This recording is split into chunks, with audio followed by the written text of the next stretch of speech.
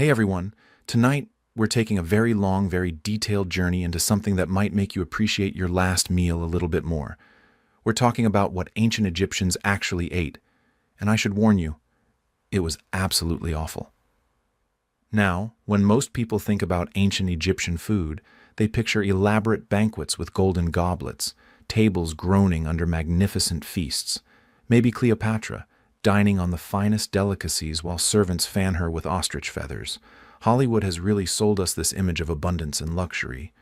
Those tomb paintings we see in museums show lavish spreads of roasted meats, overflowing fruit baskets, and what looks like the ancient equivalent of a five-star buffet. But before you get too comfortable with those romantic notions, take a moment to like this video if you enjoy these deep dives into historical realities. And let me know in the comments where you're listening from and what time it is where you are. It's always fascinating to see our global community of history lovers settling in for the night with some ancient culinary adventures. Now, dim those lights, adjust your pillow, and prepare yourself for a rather sobering journey. Because the reality of ancient Egyptian food was far, far less glamorous than those tomb paintings suggest. For most Egyptians, meals were monotonous, coarse, and often downright dangerous to consume. Tonight, we're going to explore what people really ate along the Nile, from the humblest peasant to the mightiest pharaoh, and you might be surprised by just how grim it all was. Picture this. You're walking along the fertile banks of the Nile River 4,000 years ago. The annual floods have just receded, leaving behind that rich, dark silt that everyone talks about feeding civilization. But step into one of those mud brick houses scattered across the landscape, and the reality of daily sustenance hits you like a wall. It's harsh, repetitive, and honestly kind of terrifying when you think about how it slowly destroyed people's health over their relatively short lifespans. Let's start with bread, because in ancient Egypt, bread wasn't just food. It was everything. Currency, wages, religious offerings, the foundation of life itself. But don't picture fluffy, warm loaves emerging from some cozy baker's oven with that wonderful yeasty smell wafting through the air. Egyptian bread was dense, coarse, and filled with enough grit to literally wear your teeth down to nubs before you reached what we'd consider middle age. Here's how it worked, and trust me, you're going to want to stay firmly planted in the 21st century after hearing this. The whole nightmare began with emmer wheat and barley, which had to be ground into flour. Now you might think, okay, that sounds normal enough. People have been making flour for thousands of years. But here's where it gets truly unpleasant. And I mean unpleasant in ways that would send any modern food safety inspector running for the hills. They ground grain using stone querns. Picture two large, rough stones, essentially giant mortar and pestles, that had to be rubbed together to crush the grain. This wasn't a quick 10-minute process like tossing some oats in a modern grain mill. Women, because this was almost always women's work, would spend hours each day bent over these stones, working grain into flour. And I mean hours. Your back would be screaming in agony, your arms would feel like they were going to fall off, and you'd still have a hungry family waiting for their daily bread. Picture this. You're walking along the fertile banks of the Nile River 4,000 years ago. The annual floods have just receded, leaving behind that rich, dark silt that everyone talks about feeding civilization. But step into one of those mud brick houses scattered across the landscape, and the reality of daily sustenance hits you like a wall. It's harsh, repetitive, and honestly kind of terrifying when you think about how it slowly destroyed people's health over their relatively short lifespans. Let's start with bread, because in ancient Egypt, bread wasn't just food. It was everything.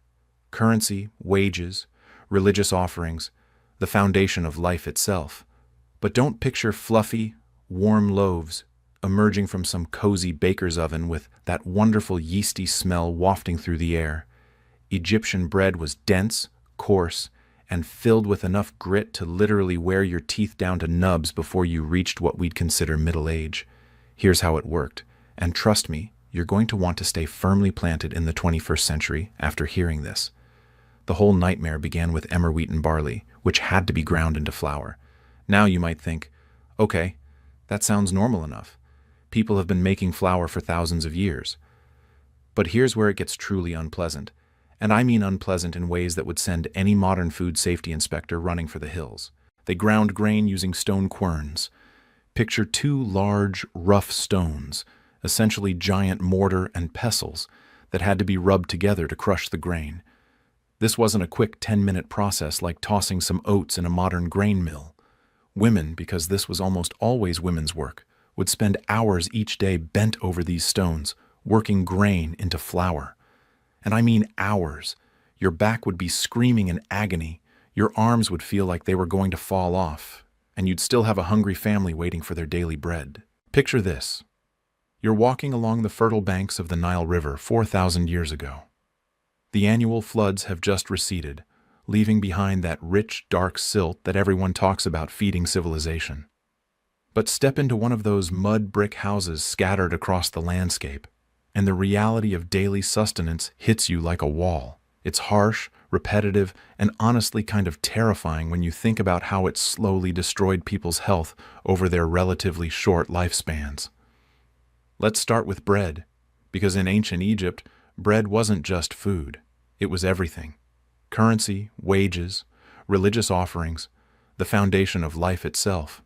But don't picture fluffy, warm loaves emerging from some cozy baker's oven with that wonderful yeasty smell wafting through the air. Egyptian bread was dense, coarse, and filled with enough grit to literally wear your teeth down to nubs before you reached what we'd consider middle age. Here's how it worked, and trust me, you're going to want to stay firmly planted in the 21st century after hearing this.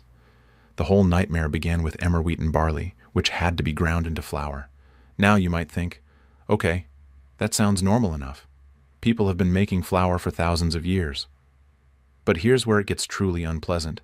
And I mean unpleasant in ways that would send any modern food safety inspector running for the hills. They ground grain using stone querns. Picture two large, rough stones, essentially giant mortar and pestles, that had to be rubbed together to crush the grain. This wasn't a quick 10-minute process like tossing some oats in a modern grain mill.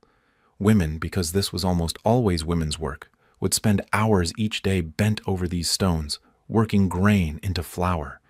And I mean hours. Your back would be screaming in agony, your arms would feel like they were going to fall off, and you'd still have a hungry family waiting for their daily bread. But here's the truly awful part that nobody talks about in those romantic depictions of ancient life. Those stone querns shed tiny fragments of rock and sand into the flour with every single grinding motion. There was no way to avoid it, no technique to prevent it, and certainly no understanding of why this might be a problem. By the time you had what passed for flour, it was thoroughly contaminated with stone dust, sand particles, and grit. Every single grain. Now imagine baking that into bread. Every bite you took contained these tiny, hard fragments that slowly but surely wore down Egyptian teeth like sandpaper against wood. We're talking about archaeological evidence from mummies showing that even wealthy Egyptians had teeth ground down to the root by what we'd consider middle age. We're talking exposed nerves, painful abscesses that could kill you, and a constant level of dental agony that would send any modern person straight to the emergency room begging for morphine. The bread itself was nothing like what we know. Dense, heavy, often shaped into flat, round cakes that could be stored for days without spoiling completely, though they became increasingly hard and frankly inedible over time, turning into something more like edible rocks than actual food. Workers would sometimes have to soak stale bread in water or beer just to make it soft enough to chew without breaking their remaining teeth or choking on the chunks. And here's something that really puts the whole system into perspective. Bread wasn't just food, it was currency. Workers building the pyramids were paid in bread rations. A typical laborer might receive 10 loaves per day. Skilled craftsmen could earn 20 or more. But these weren't generous portions by any stretch of the imagination. They were calculated with mathematical precision to provide just enough calories to keep workers alive and functional. Nothing more. Just enough energy to lift those massive stone blocks another day without actually dying of starvation. Every major temple had its own bakery, producing thousands of loaves daily as offerings to the gods. These sacred loaves were formed into elaborate shapes, some resembling human figures, others animals or geometric patterns. The irony is almost painful. Bread shaped like people, when the bread itself was slowly destroying the people eating it. After being presented to the gods, they'd be distributed to priests and temple workers. So you had this entire economy based on this gritty, tooth-destroying staple food. And closely related to bread was beer, which Egyptians called liquid bread. Now don't get excited thinking about a nice cold one after work. This wasn't the clear, refreshing beer you might enjoy today while watching a game. This was a thick, cloudy, soup-like drink that provided essential calories and nutrients, but looked and often tasted like someone had mixed oatmeal with water and let it sit in the sun for a few days. Egyptian beer was made from the same grains as bread, that contaminated emmer wheat and barley we just talked about. But instead of grinding it into flour first, the grain was partially baked into a kind of bread, then crumbled and fermented in large clay vats that had probably never been properly cleaned in their entire existence. The fermentation process was completely hit or miss. Without any understanding of yeast or fermentation science, Egyptian brewers just relied on whatever wild yeasts were floating around in the air or clinging to their unwashed equipment. Sometimes this produced something that was mildly alcoholic and reasonably nutritious. Other times, it resulted in sour, infected messes that were barely drinkable but got consumed anyway because clean water was often unavailable and you needed the calories to survive another day. Everyone drank beer. Men, women, children, even infants. Not because Egyptians were a society of alcoholics stumbling around drunk all the time, but because beer was safer than water. The fermentation process killed many harmful bacteria, making it relatively safe in a world where waterborne diseases were incredibly common and deadly. It was liquid survival, not liquid pleasure. But here's the kicker that ties this all together. The beer was often contaminated with the same grit and sand that plagued Egyptian bread. The grain went through similar grinding processes, and those clay vessels used for fermentation and storage added their own particles of dust, debris, and whatever else had accumulated in their porous surfaces over months or years of use. So drinking Egyptian beer meant consuming a constant stream of abrasive particles that, just like the bread, gradually wore down your teeth and probably caused significant digestive discomfort. Picture starting every single day of your life with a breakfast of gritty bread that hurt to chew and cloudy beer that tasted like punishment. And that was just the beginning of your daily nutritional nightmare. If bread and beer formed the foundation of misery, vegetables provided what little variety existed in the Egyptian diet. But don't let your mind wander to those beautiful, colorful farmers' markets we're used to, with neat rows of fresh produce and vendors calling out about their organic this and locally grown that. The vegetable selection available to ordinary Egyptians was limited, repetitive, and often of pretty questionable quality. Let's talk about onions first, because they were probably the most important vegetable in ancient Egypt, consumed in absolutely enormous quantities by people of all social classes. But these weren't the sweet, mild onions you might slice for a burger or toss in a salad today. These were strong, pungent bulbs that could make you cry from across the room and had the kind of bite that would clear your sinuses instantly. Here's how central onions were to Egyptian life, and this detail always amazes me. Workers building the pyramids reportedly went on strike when their onion rations were reduced. Think about that for a moment. These men were hauling massive stone blocks under the blazing desert sun, probably the hardest physical labor imaginable, and they walked off the job over onions. Not because they particularly loved the taste, nobody loves raw onions that much, but because onions were believed to provide strength and endurance for heavy labor. Plus, that strong flavor helped mask the taste of spoiled or questionable food, which was pretty much everything else they were eating. The pyramid workers went on strike over onions. That's how central these vegetables were to survival. It wasn't about flavor preference. It was about having the strength to survive another day of backbreaking labor. Garlic and leeks were equally important, forming what you might call the holy trinity of Egyptian vegetables. Like onions, they were pungent, strongly flavored, and capable of long storage without refrigeration. They were often braided together and hung in houses, providing both food storage and what passed for decoration in peasant homes. Imagine walking into a house and just being hit by this overwhelming wall of onion garlic leek smell. That was home sweet home in ancient Egypt. These three vegetables were so central to Egyptian life that they were frequently placed in tombs alongside the deceased, ensuring that the dead would have access to these essential foods in the afterlife. Imagine that being your eternal food provision. Forever and ever, onions and garlic. Even death didn't offer escape from the monotony. Other vegetables existed, but were much less reliable. Lettuce was grown in small plots and eaten fresh when available, but it was highly perishable and couldn't be stored for long periods. The lettuce grown in ancient Egypt was different from what we know too. It was tall, with narrow leaves and a somewhat bitter taste that made modern iceberg lettuce seem sweet by comparison. It was often chopped and mixed with onions to create what passed for salad among those wealthy enough to afford such luxuries. Cucumbers and radishes were also cultivated, providing some variety during the growing season. But these vegetables were extremely perishable in Egypt's hot climate. Without any form of refrigeration, they had to be consumed within days of harvest or they'd turn into rotting mush.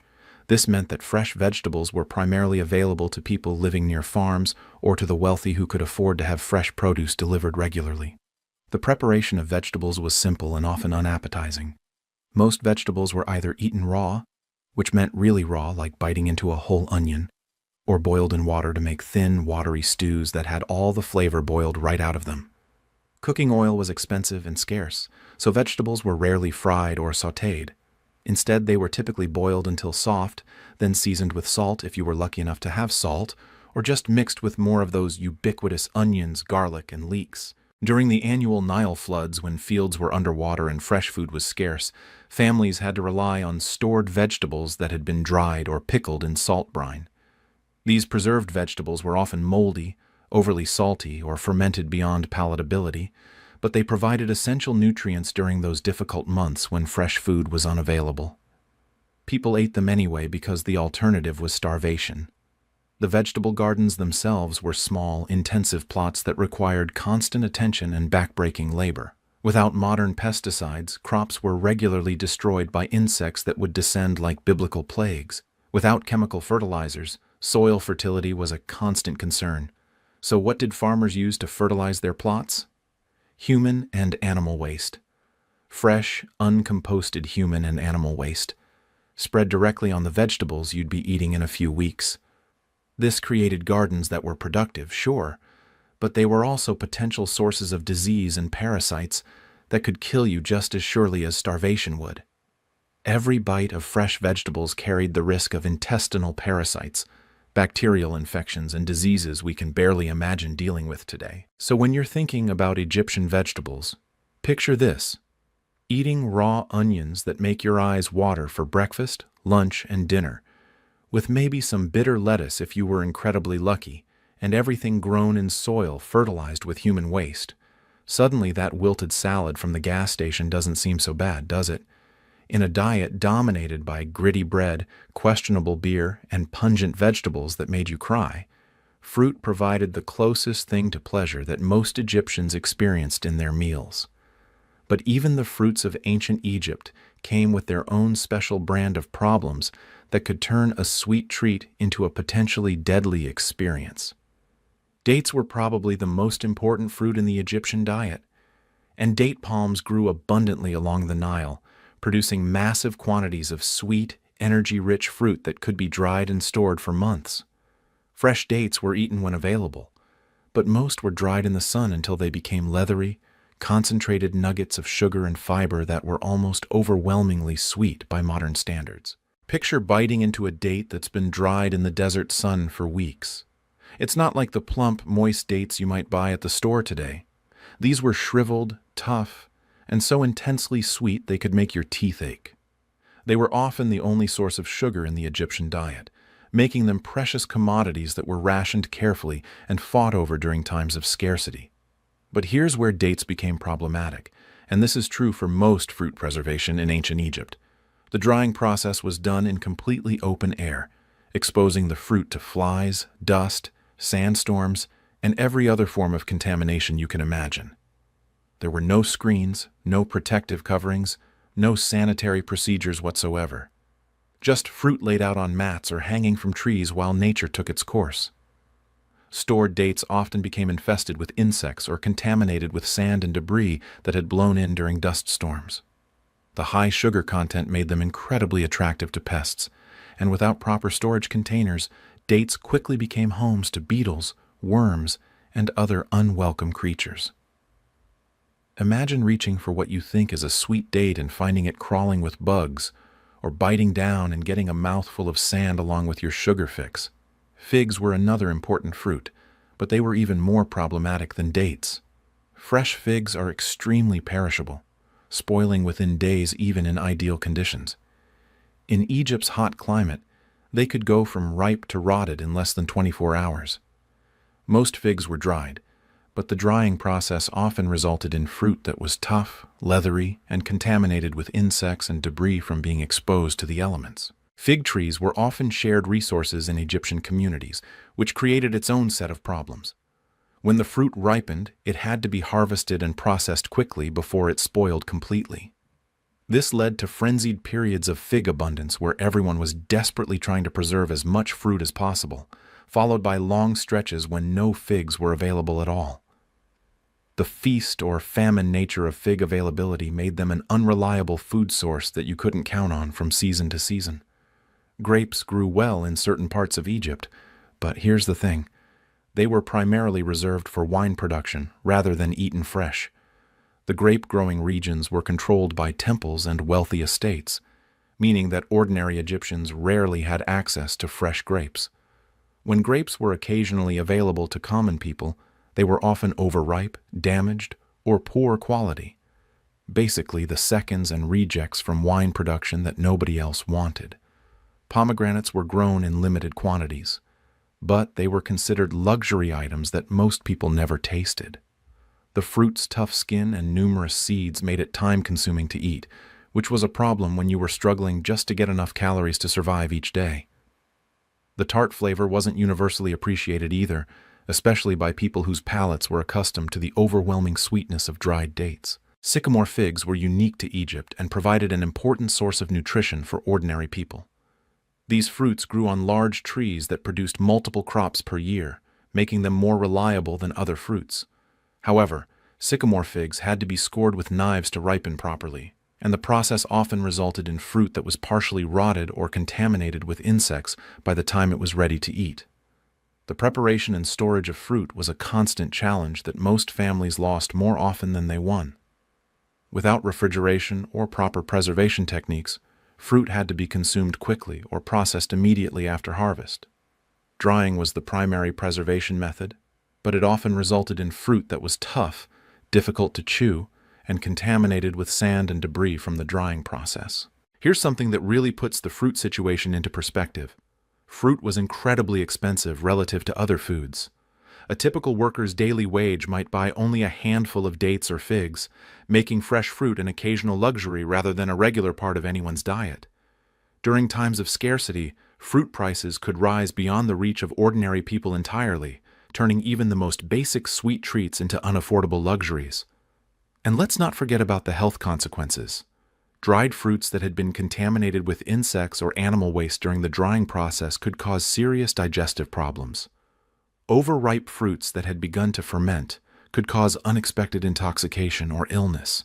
Even fresh fruit, when available, carried the risk of bacterial contamination from the water, used to irrigate the trees or wash the fruit. So yes, fruit was the sweet relief in an otherwise monotonous and unpleasant diet.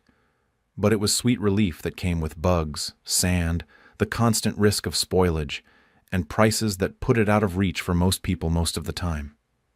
Even dessert was trying to kill you in ancient Egypt. While bread and vegetables kept most Egyptians barely alive, protein was where things got really dangerous.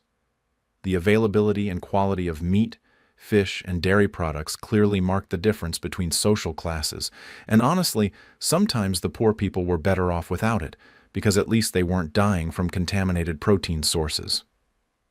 For the vast majority of Egyptians, fish from the Nile provided the primary source of animal protein. The river was absolutely teeming with fish, tilapia, catfish, perch, and many other species that should have been a reliable food source. But catching, processing, and preserving fish in ancient Egypt was difficult, dangerous work that often resulted in a product that was barely edible and potentially lethal. Picture this. Egyptian fishermen used simple nets, hooks, and traps to catch fish in the Nile. The work was physically demanding and genuinely dangerous. Drowning was a constant risk because most fishermen couldn't swim, and the river contained crocodiles and hippos that could kill unwary fishermen without warning. The fishing boats were simple reed craft that offered little protection from the elements or river predators. You're talking about men going out in glorified baskets to catch fish in waters that contained man-eating reptiles. Once caught, fish had to be processed immediately in Egypt's blazing hot climate. There was no ice, no refrigeration, no way to keep fresh fish fresh for more than a few hours. Most fish were gutted and dried in the sun, creating what was essentially fish jerky. But this wasn't the carefully controlled process you might imagine. Fish were simply laid out on mats in the open air, exposed to flies, dust, sand, and whatever else was blowing around. This dried fish was tough, incredibly salty, and often contaminated with flies and dust from the drying process. It could be stored for months, which was the point, but the quality deteriorated rapidly. Week-old dried fish was bad. Month-old dried fish was nearly inedible. But spoiled fish was still a common cause of serious illness and death because people ate it anyway when they had no other protein sources available. Some fish were salted rather than dried, but salt was expensive and not always available to ordinary people. Salted fish was actually a luxury that most people could afford only occasionally, if ever. The salting process itself was imperfect because people didn't understand the science behind preservation.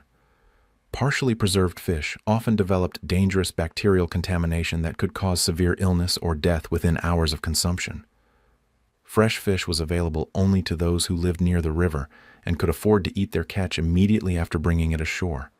For most Egyptians, fresh fish was a rare treat enjoyed perhaps a few times per year during periods of abundant catches. The rest of the time, they made do with dried or salted fish that became increasingly unpalatable and dangerous as it aged. Meat was an even greater luxury and an even greater risk. Cattle, goats, and sheep were expensive to raise and maintain, requiring significant resources in feed, water, and constant care. Most animals were owned by temples, wealthy estates, or the royal household. Ordinary Egyptians rarely saw fresh meat, except during religious festivals or special occasions when animals were slaughtered for communal consumption. When common people did eat meat, it was usually as payment for working on major construction projects. Pyramid builders, for example, received occasional rations of beef or mutton along with their bread and beer. But this meat was often poor quality. The toughest cuts from the oldest animals, cooked until it was dry and stringy. We're talking about meat from animals that had been working in the fields or quarries until they literally couldn't work anymore. The slaughtering and preservation of meat was primitive by any standard you can imagine. Without refrigeration, animals had to be consumed quickly after slaughter, or the meat would spoil in the heat. This led to feast or famine periods. Massive meat consumption immediately after slaughter, followed by long stretches of no meat at all. The preservation techniques available, salting, drying, and smoking, were imperfect and often resulted in meat that was tough, overly salty, and contaminated with insects. Here's something that might surprise you. Poultry was somewhat more accessible to ordinary people. Ducks and geese were raised in larger numbers than cattle, and their eggs provided an important source of protein and fat. But even poultry was expensive relative to bread and vegetables, and most families could afford it only occasionally. The preparation was simple but often resulted in tough, dry meat because people didn't have the cooking techniques to prepare it properly. Eggs were more accessible than meat but still considered valuable enough to be carefully rationed. Here's an interesting detail. Chicken eggs weren't available in early Egyptian periods because chickens didn't arrive in Egypt until relatively late in its history. Instead, Egyptians relied on duck and goose eggs, which were larger but also more expensive and less frequently available than chicken eggs would later become. Dairy products were luxury items available mainly to the wealthy, and even then they were incredibly dangerous. Milk was highly perishable in Egypt's hot climate and had to be consumed immediately or processed into cheese. The cheese-making process was primitive, and often resulted in products that were inconsistent in quality and frequently contaminated with harmful bacteria that could kill you. The milk itself came from cows, goats, and sheep, but these animals were expensive to maintain and were primarily kept for their labor, meat, and religious significance rather than daily milk production. A typical family might own a goat that provided small amounts of milk, but this wasn't a reliable source of nutrition you could count on day after day. So protein in ancient Egypt was either unavailable to most people, unaffordably expensive when it was available, or potentially deadly when consumed. The poor went without and suffered from protein deficiency. The middle class got sick from contaminated fish, and even the rich dealt with spoiled meat and dangerous dairy products. It was a lose-lose-lose situation, with extra losing on top. Among the various sources of animal protein available to ancient Egyptians, pork occupied a particularly complex and problematic position that somehow managed to make an already difficult food situation even worse. Pigs were raised and consumed in significant numbers, but they were also considered religiously unclean, creating a cultural tension that made eating them even more unpleasant and dangerous than it already was. Here's what's fascinating about the pork situation. Pigs were actually quite common in ancient Egypt, particularly during certain periods. Archaeological evidence shows that some officials owned as many as 1,500 pigs, indicating that pig farming was a significant industry. The animals were well suited to Egyptian conditions because they could eat scraps and waste that other livestock couldn't digest, and they reproduced quickly and efficiently. From a purely practical standpoint, pigs should have been a reliable protein source. But there was a major problem that complicated everything. Pigs were associated with Set, the god of chaos and violence who had murdered Osiris in Egyptian mythology. As Egyptian religious thinking evolved over time and Set became increasingly viewed as evil and dangerous, pigs became tainted by association. This religious taboo meant that eating pork carried spiritual risks and social stigma, even when the meat itself was readily available and desperately needed for nutrition. The practical reality was that many Egyptians, particularly those from lower social classes, continued to eat pork despite religious prohibitions. When you're literally starving to death, theological concerns tend to take a back seat to immediate survival, and pork was often the most affordable source of animal protein available to poor families who couldn't access fish or other meats. But here's where the situation gets really unpleasant. The pork available to most people was of extremely poor quality, even by ancient standards. Pigs were typically fed on garbage, human waste, and other refuse, making their meat potentially dangerous to consume even when properly prepared. Without any understanding of food safety or proper cooking techniques, pork consumption often resulted in parasitic infections and other serious health problems that could be fatal. The slaughter and preparation of pork was typically done by the poor for the poor, without the religious oversight and quality control that governed other meat production. This meant that pork was often improperly slaughtered, inadequately cooked, and contaminated with disease-causing organisms that thrived in the unsanitary conditions where pigs were raised and processed. Religious authorities and wealthy Egyptians publicly avoided pork, making a show of their spiritual purity and social status. But private consumption may have been more common than official records suggest. The taboo against pork created an underground market where quality was inconsistent and health risks were extremely high because there was no regulation or oversight. The processing of pork products was primitive and often dangerous. Without proper understanding of preservation techniques or the science behind food safety, salted or smoked pork was frequently contaminated with harmful bacteria. Trichinosis and other pork-related diseases were probably common, though ancient Egyptians wouldn't have understood the connection between undercooked pork and the terrible illnesses that followed. Even when pork was properly prepared by the standards of the time, it was often tough and unpalatable. The pigs were typically older animals that had been used for scavenging and waste disposal, resulting in meat that was strong-flavored and difficult to digest. The lack of proper cooking techniques meant that pork was often either dangerously undercooked and full of parasites, or overcooked until it was dry and nearly inedible. So pork in ancient Egypt managed to be simultaneously forbidden by religion, dangerous to health, disgusting in quality, and still desperately needed by people who had no other protein sources. It's almost impressive how they managed to make every single aspect of it problematic. Even when people could get meat, they couldn't win. Nothing illustrates the harsh reality of ancient Egyptian food more clearly than the vast gulf between what peasants ate and what the elite enjoyed. But here's what might surprise you after everything we've discussed so far. Even the rich had terrible food problems, just different and sometimes more exotic ones. Let's start with the typical peasant diet, which was exactly what you'd expect by now if you've been following along. Bread, beer, onions, and very little else. Day after day, meal after meal, the same gritty bread that destroyed your teeth, the same cloudy beer that tasted like punishment, the same pungent onions that made you cry. There was no variety, no pleasure, no anticipation of something different or better to look forward to. Food was fuel, nothing more, and barely adequate fuel at that. Picture living your entire life knowing that this was all you would ever eat. There was no weekend treat, no special occasion meal, no birthday cake or holiday feast. Just the same monotonous routine of survival rations, day after day, year after year, until you died. The psychological impact of such dietary monotony cannot be overstated. Food, which should be one of life's pleasures, became merely a grim necessity for survival. Archaeological analysis of peasant remains shows clear evidence of chronic malnutrition that affected every aspect of their lives. Skeletons display signs of stunted growth, severe dental problems, anemia, and other conditions associated with poor diet. Life expectancy for peasants was shockingly short, and much of that shortened lifespan can be attributed to inadequate nutrition that left them vulnerable to disease and unable to recover from illness or injury.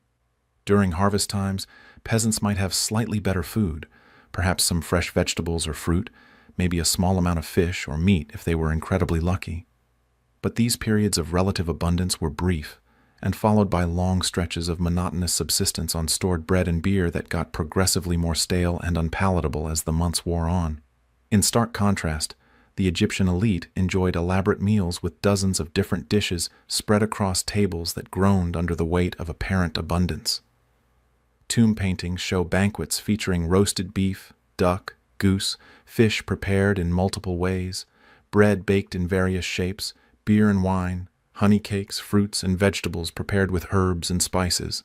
It looks like the ancient equivalent of a luxury cruise buffet. But here's where it gets interesting, and this is something that those beautiful tomb paintings don't show you. Even elite food came with its own serious problems that could make wealth as dangerous as poverty, just in different ways.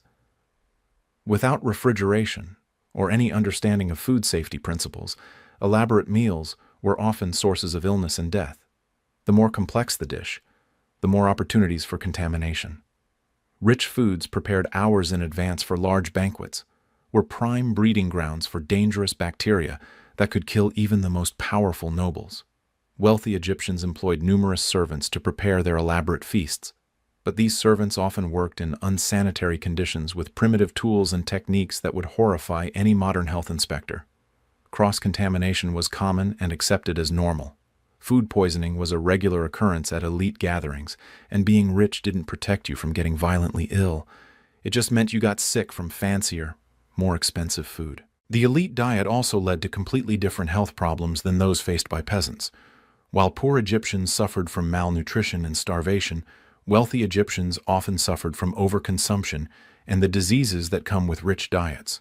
Obesity, diabetes, and other diseases of excess were common among the upper classes, as evidenced by mummy studies that show clogged arteries and other signs of diets heavy in meat and fat. Here's something that really drives home the irony. Feast days and religious festivals created temporary bridges between elite and peasant diets. During major celebrations, wealthy individuals in temples would distribute food to the poor, providing ordinary people with rare tastes of meat, wine, and other luxuries. But these occasions were infrequent and served mainly to highlight the stark differences in daily food experiences, while giving the rich a chance to display their wealth and generosity. The pyramid builders represent an interesting middle ground in this social divide. These workers received better food than typical peasants: bread, beer, onions, garlic, and occasional meat rations, because they needed more energy for the incredibly demanding physical labor. But even this improved diet was monotonous and often of questionable quality. The workers were fed just enough to keep them functional and productive, not enough to keep them truly healthy or satisfied. Records from pyramid construction sites show that food distribution was carefully calculated with mathematical precision to provide minimum necessary nutrition at the lowest possible cost. Workers received measured rations based on the difficulty of their assigned tasks, but even the best-fed workers ate meals that would be considered inadequate by any modern nutritional standard.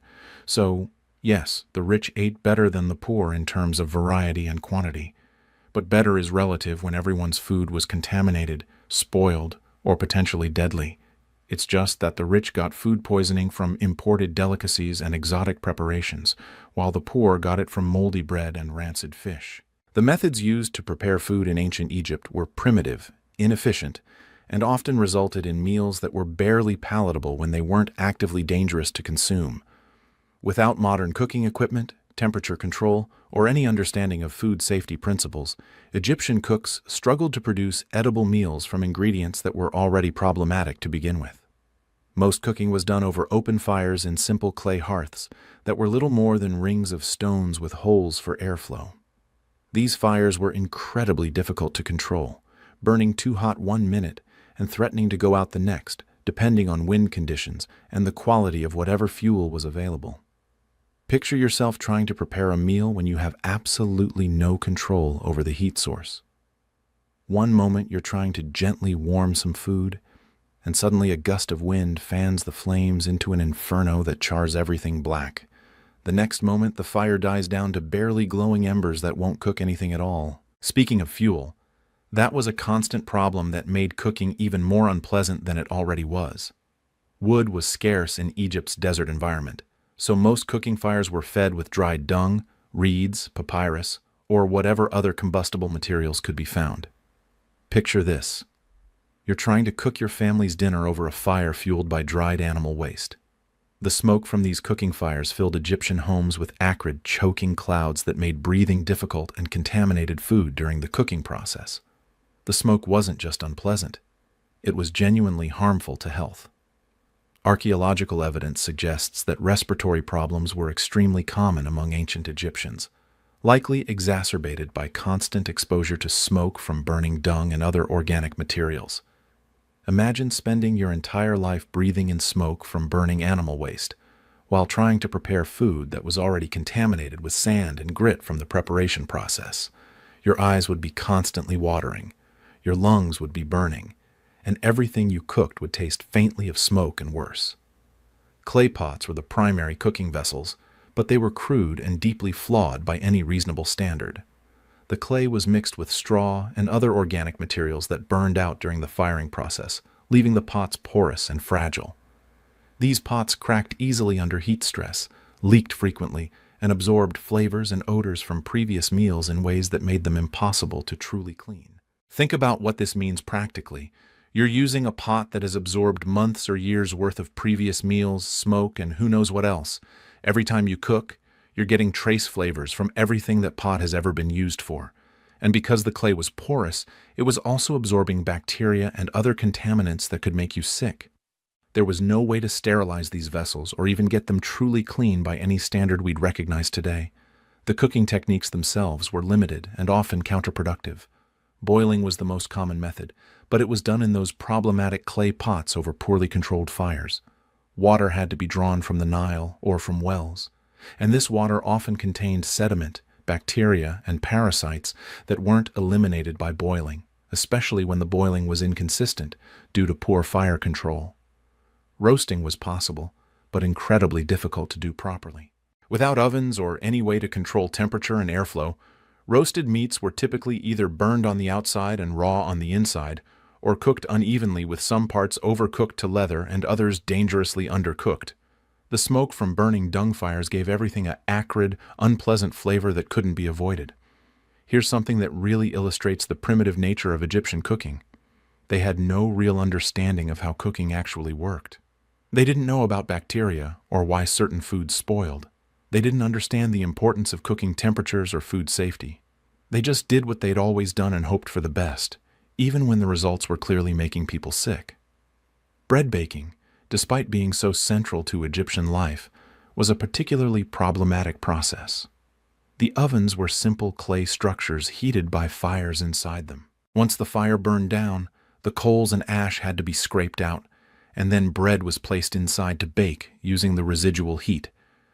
But controlling that heat was nearly impossible.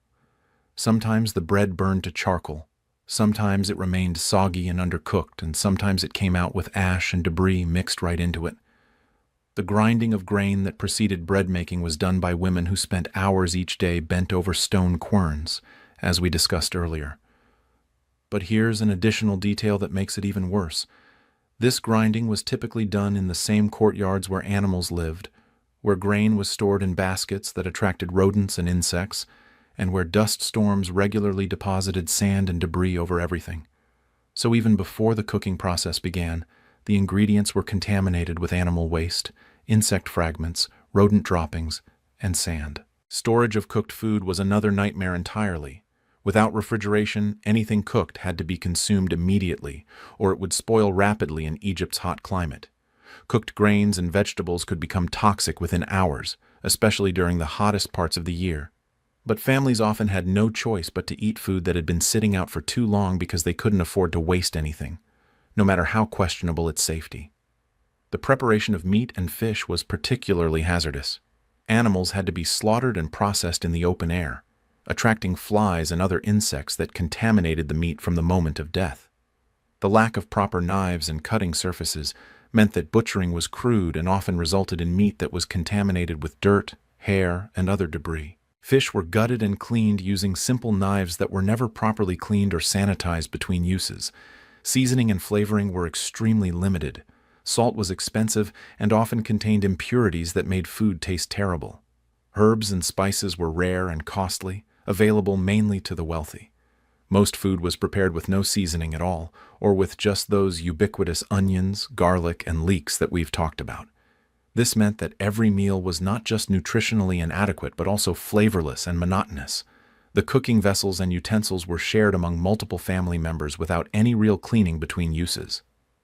Imagine using the same bowl, spoon, or knife as several other people, day after day, with nothing more than a quick rinse in questionable water between uses. Cross-contamination was inevitable and accepted as normal. Perhaps most importantly, there was no understanding of the connection between cooking methods and illness. When people got sick after eating, it was attributed to curses, evil spirits, or divine displeasure, rather than contaminated food or poor preparation methods. This meant that the same dangerous practices continued generation after generation because no one understood why they were making people sick. Water in ancient Egypt was simultaneously the source of life and a constant threat to survival. The Nile River, which provided the foundation for Egyptian civilization, was also a breeding ground for diseases, parasites, and contamination that made every drink a potential death sentence. Understanding the water situation in ancient Egypt really drives home just how precarious daily survival was for ordinary people. The Nile was Egypt's everything: transportation route, irrigation source, waste disposal system, bathing facility, and drinking water supply, all rolled into one massive, slow-moving river that contained more dangers than benefits for anyone who needed to use it for drinking water. Picture this. You wake up thirsty in ancient Egypt, and your only choice for water is a river that serves as the toilet, bathing facility, and dumping ground for several million people, plus all their animals, plus whatever corpses and refuse get thrown in upstream. The river was literally teeming with life, but not the kind of life you wanted in your drinking water. Parasites like schistosomiasis were endemic throughout Egypt, causing chronic illness that could last for years and eventually kill you. The symptoms of schistosomiasis included blood in urine, abdominal pain, and chronic fatigue that left people barely able to function. Archaeological evidence suggests that a huge percentage of ancient Egyptians suffered from this condition, which they contracted simply by drinking water from their primary water source. But schistosomiasis wasn't the only waterborne threat. The Nile contained bacteria that caused dysentery, cholera, and other intestinal diseases that could kill you within days. These diseases were particularly deadly for children, the elderly, and anyone whose health was already compromised by malnutrition or other illnesses. In a society where most people were chronically malnourished and living in unsanitary conditions, waterborne illnesses were often fatal. Water storage and transport created additional problems that made an already dangerous situation even worse. Egyptians stored water in large clay jars that were porous and impossible to keep truly clean. These jars accumulated bacteria, algae, and other contaminants over time, so even if you started with relatively clean water from the Nile, it became increasingly contaminated during storage. The clay vessels used for water storage were often partially buried in sand or dirt to keep them cool, but this meant they were constantly exposed to contamination from the surrounding soil. During sandstorms, which were common in Egypt, these storage vessels filled with sand and debris that made the water gritty and unpleasant to drink. But people drank it anyway because the alternative was dehydration and death. Transporting water from the Nile to homes and workplaces was typically done using smaller clay vessels or leather containers that were rarely cleaned properly. Water carriers would fill these containers directly from the river, often at the same locations where people and animals washed, where sewage was dumped, and where the water was most contaminated. There was no understanding of choosing cleaner water sources or avoiding obviously polluted areas. The quality of Nile water varied dramatically depending on the season and location. During flood season, when the river was high and fast-moving, the water was somewhat cleaner because pollutants were diluted and flushed downstream quickly. But as the floodwaters receded and the river level dropped, concentration of pollutants increased dramatically. Stagnant pools and slow-moving sections of the river became breeding grounds for disease-causing organisms. During low water periods, Egyptians often had to drink from irrigation canals, small tributaries, and temporary pools that were even more contaminated than the main river. These secondary water sources were often stagnant, filled with decomposing vegetation and animal waste, and contained concentrated levels of every possible contamination you can imagine. But when you're dying of thirst, you drink whatever water is available and hope for the best. Wells provided an alternative to river water in some areas, but they came with their own serious problems. Well water was often brackish or salty, making it unpalatable and potentially harmful to drink regularly. The wells themselves were simple holes in the ground lined with stones or crude clay pipes that did little to prevent contamination from surface runoff and groundwater pollution. Many wells were shared by entire communities, meaning that any contamination introduced by one user could affect everyone who drew water from that source. The ropes and buckets used to draw water were shared and never properly cleaned, providing another vector for disease transmission. During dry periods, wells often ran low or dry entirely, forcing people back to the river for their water needs. The concept of water purification was virtually unknown in ancient Egypt. They had no understanding of bacteria, viruses, or parasites, so they had no reason to try to make water safer to drink. The closest thing to water treatment was allowing sediment to settle in storage jars before drinking, but this did nothing to eliminate disease-causing microorganisms.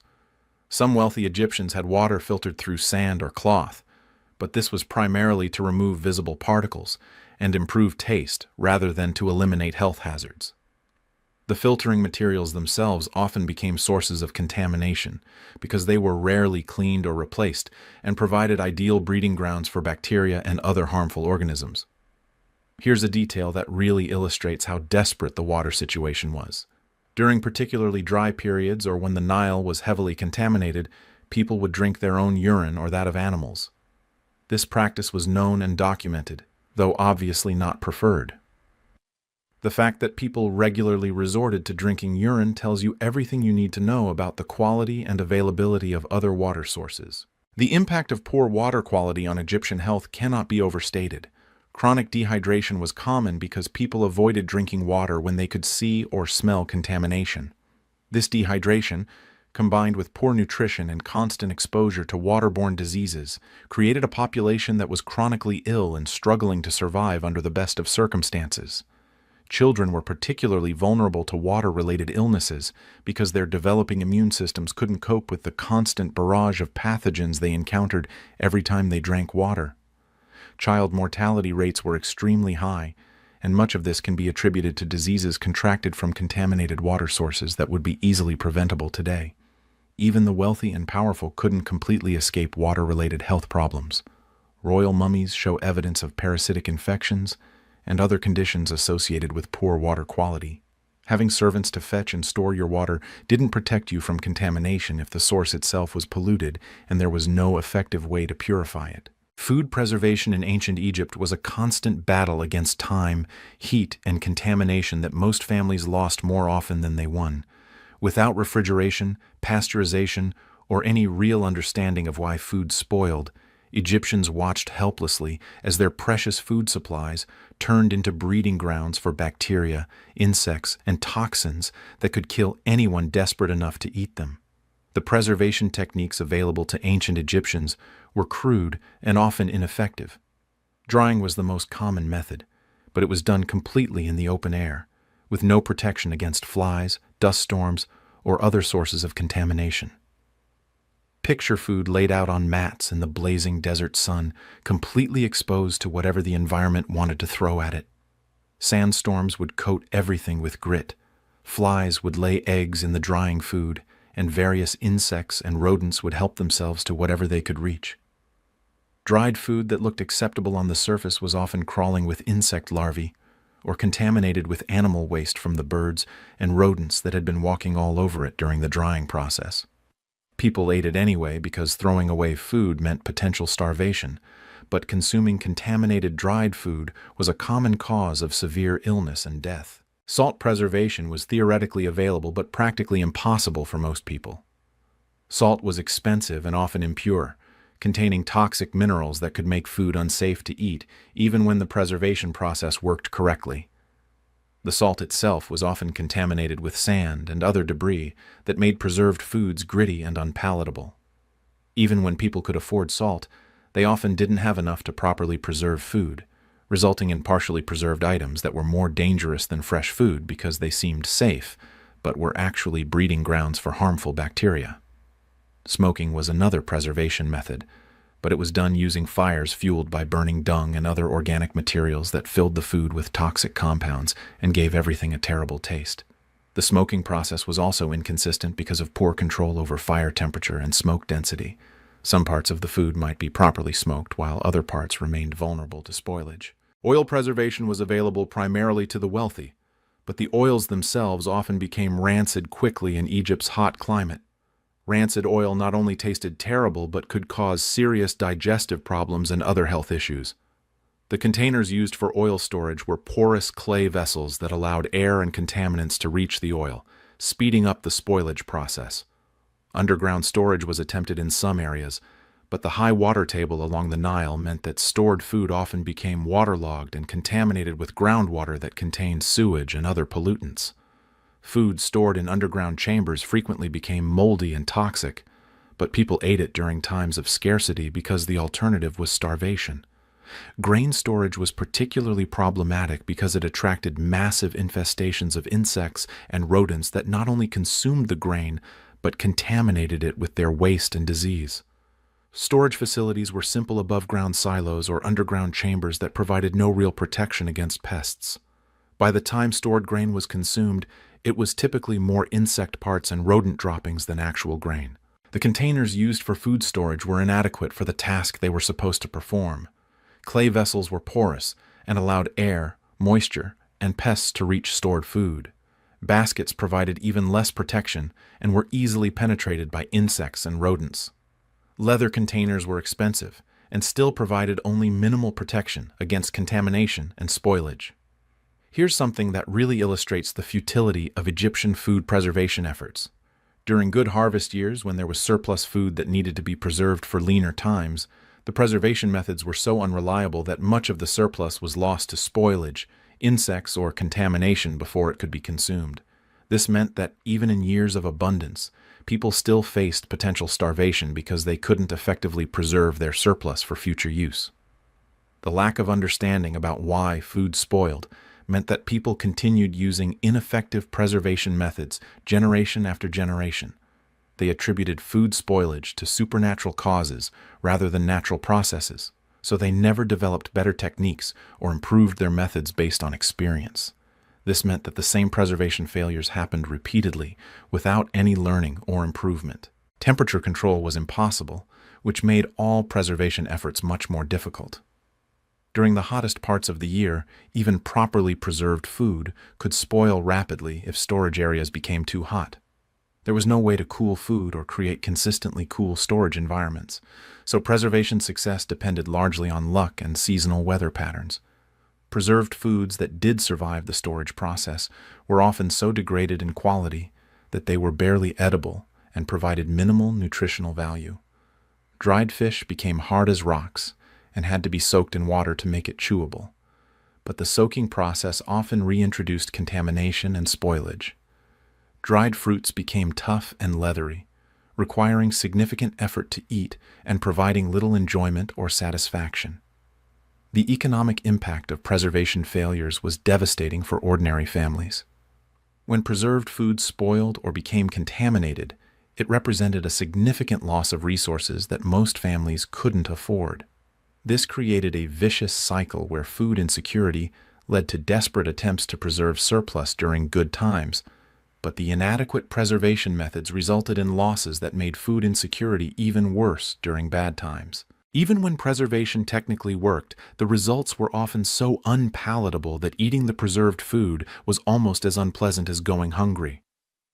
Imagine being faced with the choice between starving and eating moldy, insect-infested, salt-crusted food that tasted like it had been marinated in toxic smoke for months. Those were the kinds of choices that ordinary Egyptians had to make on a regular basis. When we think about ancient civilizations and their food, we often imagine exotic spices and complex flavors that made even simple meals interesting and enjoyable. But for ancient Egyptians, spices and seasonings were luxury items that were completely beyond the reach of ordinary people, leaving the vast majority of the population to eat utterly bland, flavorless food that provided calories but absolutely no culinary pleasure.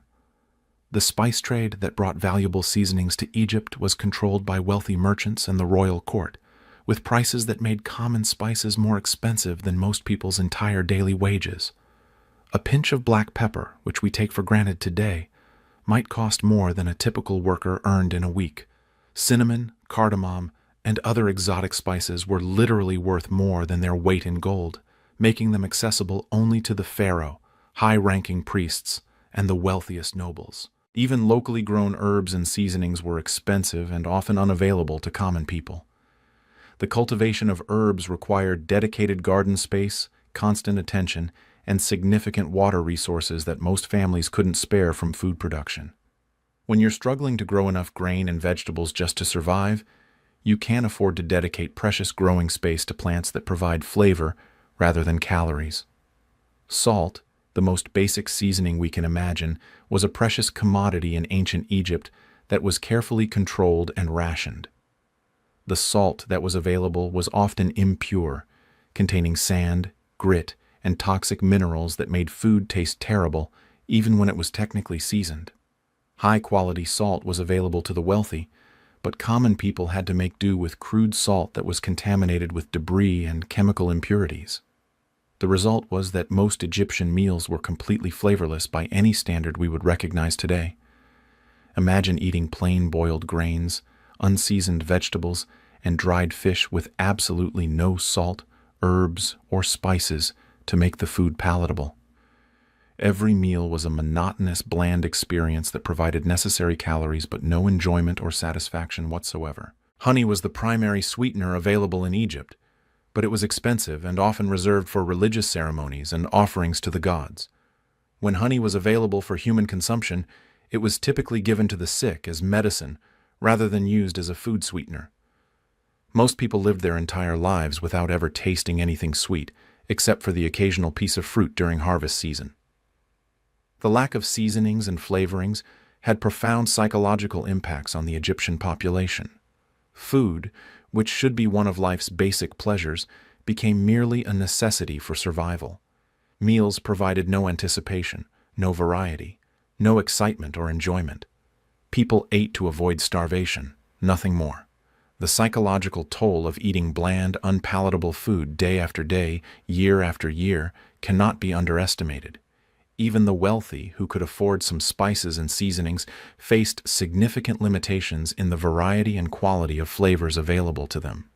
The spice trade was unpredictable, with prices fluctuating wildly based on political conditions, weather patterns, and the success or failure of trading expeditions. A spice that was available one month might be completely unavailable the next, making it impossible to develop consistent cooking styles or reliable recipes. The preservation of spices and herbs was another major challenge that limited their usefulness even when they were available. Without proper storage techniques, expensive spices quickly lost their potency and flavor in Egypt's hot, humid climate. Herbs and spices were often contaminated with insects, dust, and debris during storage, making them unpalatable even when they retained some of their original flavoring properties. Here's a detail that really drives home how desperate the spice situation was. People sometimes tried to create flavoring substitutes using whatever aromatic materials they could find locally. Tree bark, flower petals, and even aromatic grasses were sometimes used to try to add flavor to food, but these substitutes were often bitter, toxic, or completely ineffective at improving the taste of food. The cooking methods available to ancient Egyptians were so crude that they couldn't effectively utilize spices even when they were available.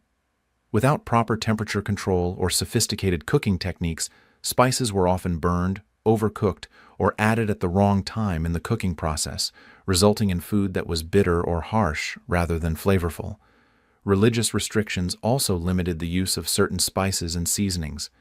Some plants that could have been used for flavoring were considered sacred and could only be used in religious ceremonies. Others were associated with foreign gods or practices and were forbidden to observant Egyptians.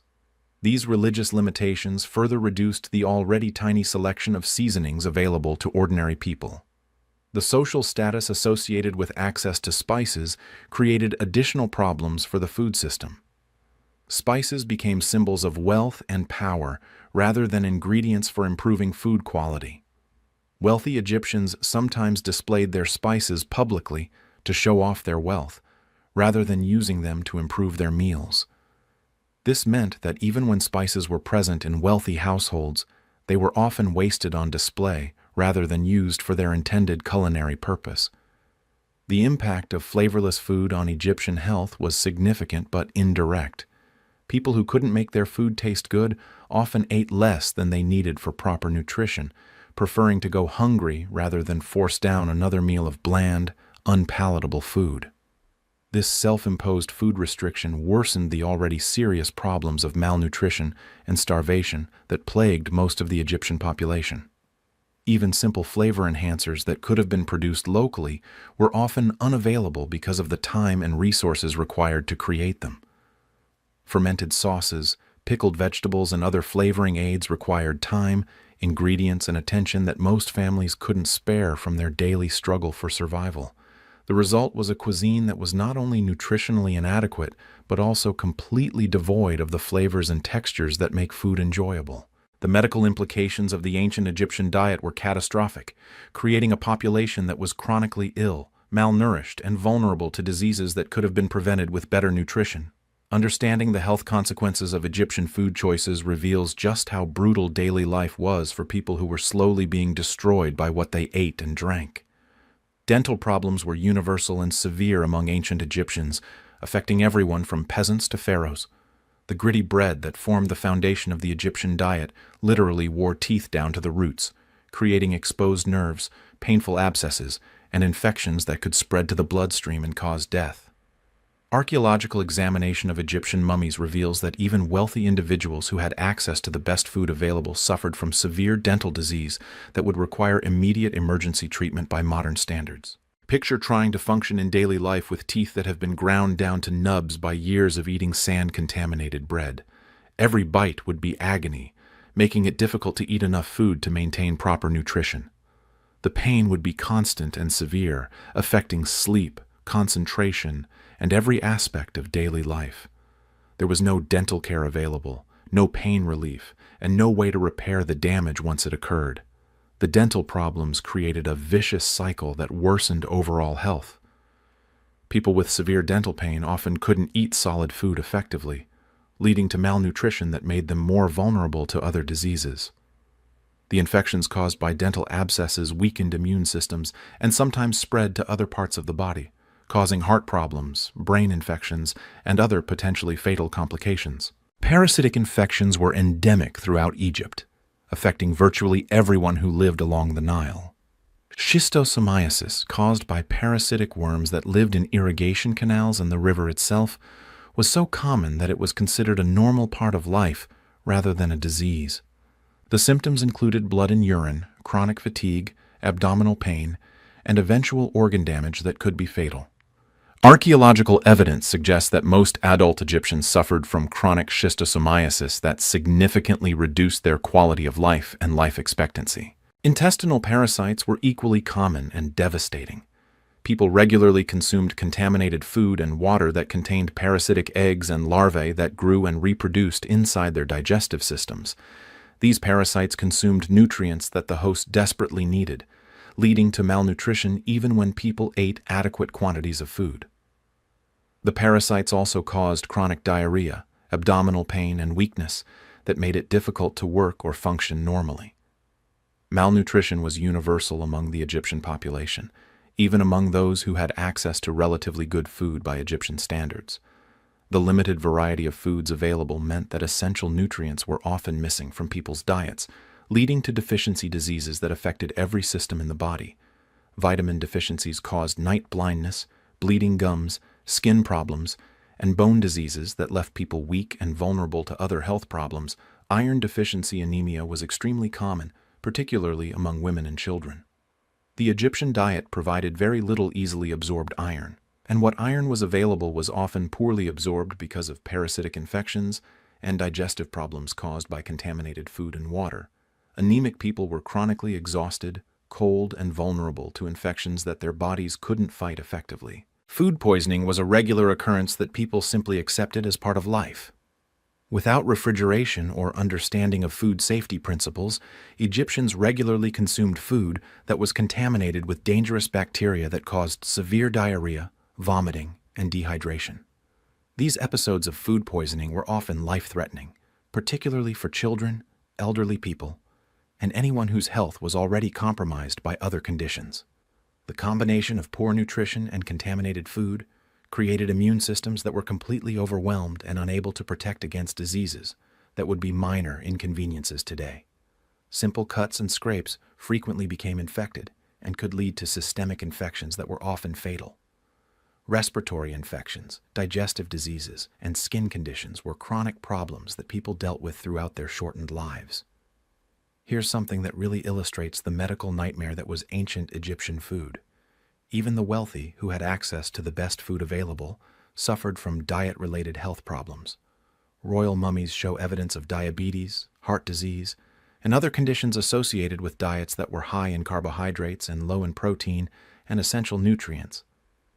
Having access to more food didn't necessarily mean having access to better nutrition when all available food was contaminated or nutritionally inadequate.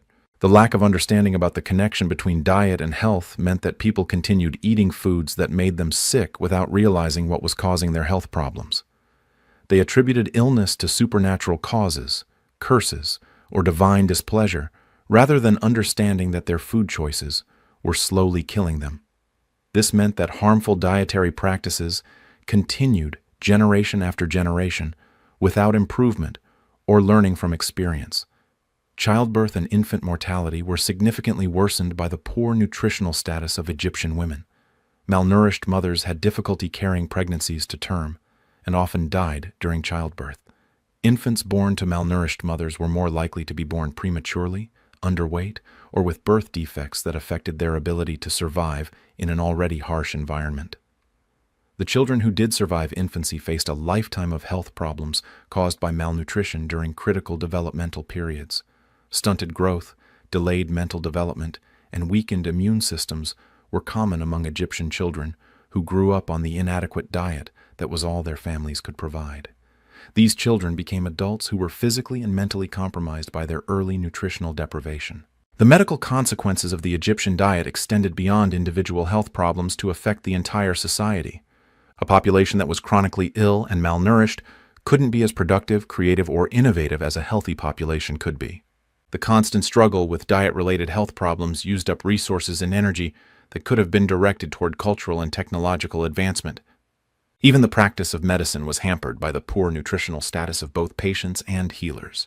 Egyptian physicians, who were among the most advanced medical practitioners of their time, were limited in what they could accomplish when dealing with patients whose underlying health was compromised by malnutrition and chronic illness caused by contaminated food and water.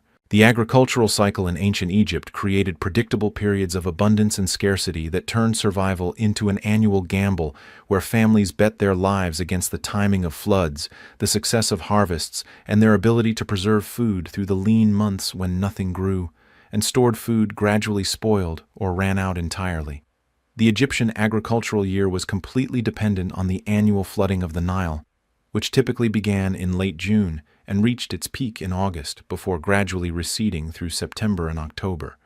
During flood season, much of the agricultural land was underwater, making it impossible to grow fresh food or harvest anything that was currently growing in the fields. This meant that every year, for several months, the entire population had to survive on whatever food they had managed to store from the previous harvest. Picture what this means for a typical Egyptian family. Every year, around the same time, fresh food production would simply stop. No fresh vegetables, no newly harvested grain, no way to supplement your diet with anything that hadn't been dried, salted, or otherwise preserved months earlier.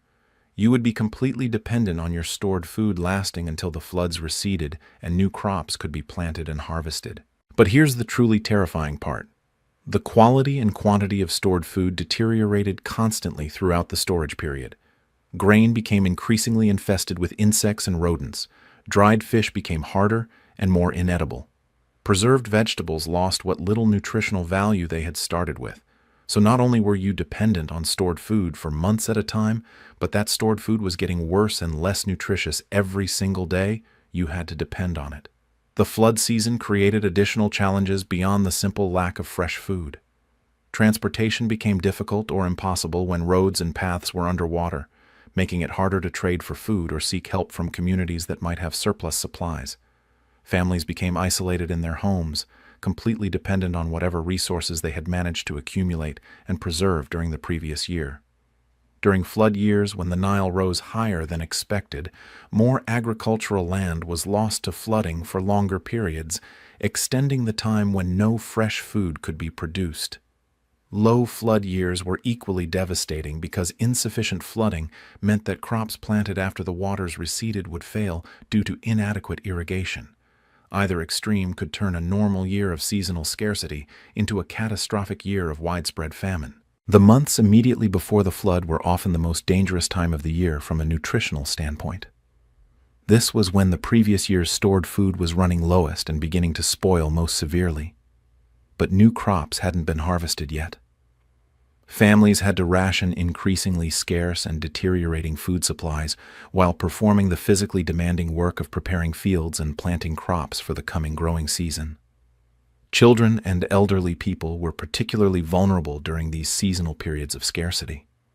Their nutritional needs couldn't be reduced as easily as those of healthy adults, but they were often the first family members to have their food rations cut when supplies ran low. Child mortality rates spiked during the pre-flood months when families were struggling to make their stored food last until the next harvest. The psychological stress of seasonal food insecurity was immense. Every family knew that each year brought the same predictable cycle of scarcity and the same risk of starvation if their food preservation efforts had failed, or if the floods and harvests didn't go as expected. This created a population that lived in constant anxiety about food security, never able to relax or feel confident about their ability to feed themselves and their families. Here's a detail that really illustrates how precarious the seasonal food situation was. Successful families often had to choose between eating well during the immediate post-harvest period or conserving food to ensure survival during the lean months. Eating well when food was available meant risking starvation later when preserved food ran out. Rationing food from the moment of harvest meant living with constant hunger, even during the theoretically abundant times of the year. The seasonal cycle also created social tensions within communities as food became scarce. Families who had been successful in their preservation efforts were targets for theft and violence from those whose food supplies had failed. Communities that had traditionally shared resources during difficult times found themselves unable to help each other when everyone was struggling with food shortages simultaneously. The timing of religious festivals and celebrations was often dictated by food availability rather than purely religious considerations. Major feasts and ceremonies were scheduled for the immediate post-harvest period when food was most abundant, because these were the only times when communities could afford to consume food for pleasure rather than pure survival. The rest of the year, religious observances were necessarily more austere because there simply wasn't enough food to support elaborate celebrations. Trade and economic activity were similarly shaped by the seasonal availability of food. Markets and trading were most active immediately after harvests, when people had surplus food to trade for other necessities. During the lean months, economic activity slowed dramatically as people hoarded whatever resources they had and avoided any expenditures that weren't absolutely necessary for immediate survival. The seasonal pattern of abundance and scarcity also affected the political stability of Egyptian society. Pharaohs and local officials knew that their legitimacy depended partly on ensuring food security during the difficult months when stored food ran low and people became desperate. Failed harvests or inadequate food distribution during lean periods could trigger social unrest and political upheaval that threatened the entire social order. Even the wealthy weren't completely insulated from seasonal food insecurity, though they certainly fared better than common people. Elite households had better storage facilities and could afford to purchase food during scarce periods, but they still faced the reality that no amount of wealth could create fresh food when the entire agricultural system was shut down by floods or failed harvests. Seasonal hunger in ancient Egypt had one of the cruelest qualities imaginable. Everyone knew it was coming. Each year, as the Nile's floods receded and the months dragged on, families braced themselves for the slow tightening of scarcity. Children grew thinner as food stores dwindled, and in many households someone would inevitably fail to survive until the next harvest. Those who made it through had no time to recover.